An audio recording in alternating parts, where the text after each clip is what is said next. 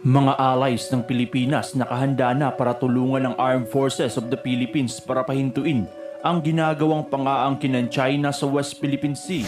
Canada at Pilipinas nagkaroon ng Memorandum of Understanding para sa isang defense cooperation. Mga military aid maaaring ibigay ng Canada sa bansa, habang mga sundalo ng Japan ipapadala na sa Pilipinas.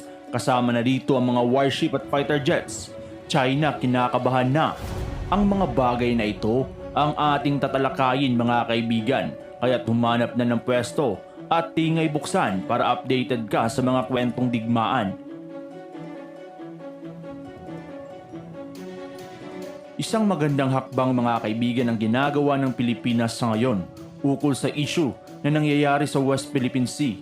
Alam naman natin na nahaharap ang bansa sa napakalaking pagsubok laban sa napakalaking bansa ng China. Dahil sa mga agresibong hakbang ng People's Liberation Army Navy at Coast Guard, ang Pilipinas ay mas pinapalakas pa ang mga alyansa upang mapigilan ang puwersa ng China sa pag-aangkin ng teritoryo nito. Sa ngayon, ang Defense Secretary ng bansa na si Gilberto Teodoro ay may mga kasunduan na itinutulak ukol sa pagtulong sa depensa sa bansa mula sa mga bansang Canada at Japan.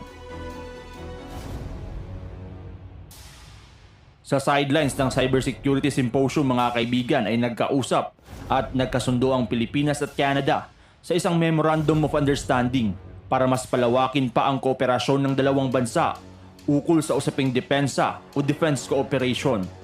Sinabi ng Canada mga kaibigan na gusto nilang mas pagtibayin pa ang kanilang alyansa sa bansang Pilipinas at nagpaplano na rin para sa mga military aid na ibibigay nila sa Armed Forces of the Philippines. Magandang balita ito mga kaibigan dahil mas napapalapit na tayo sa mga US allies at magkakaroon pa ang bansa ng mga posibleng libreng mga kagamitan mula sa mga Western powers. Habang inaasahan na rin mga kaibigan na pipirma na ang Japan at Pilipinas sa first quarter ng taon sa isang matibay na kasunduan sa pagitan ng dalawang militar, sa ngayon ay tumatakbo na ang mga negosasyon para sa Reciprocal Troop Agreement. Ito ay kasunduan sa pagitan ng dalawang bansa na maaaring magpadala ang Japan ng mga sundalo sa ating bansa at maaaring din magpadala ng sundalo ang Pilipinas sa bansang Japan. Kung mangyayari ito mga kaibigan ay darating sa bansa ang puwersa ng Self-Defense Forces kasama ang kanilang mga kagamitan sa digmaan kagaya ng mga Lightning aircraft carriers, mga warships na may dalang mga F-35 Lightning II stealth fighter jets. Lalapag din sa ating bansa ang mga F-15 at ilan pang mga fighter jets at helicopters na gawa ng US.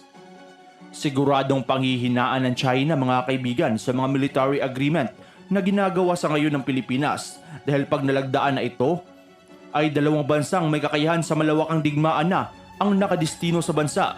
Ito ay ang US military at Japan Self-Defense Forces. Sa ngayon ay mayroong mga sundalo sa bansa mula sa United States at mga advanced na kagamitan sa siyam na mga military bases ng Pilipinas dahil sa EDCA.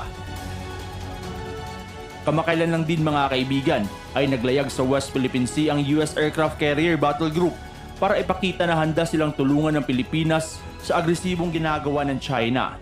Sa ngayon ay nagagalit na talaga sa bansa ang bansang China dahil na rin umano sa pagtawag ng mga allies ng Pilipinas na siyang nagiging dahilan na mas tumataas ang tensyon sa West Philippine Sea.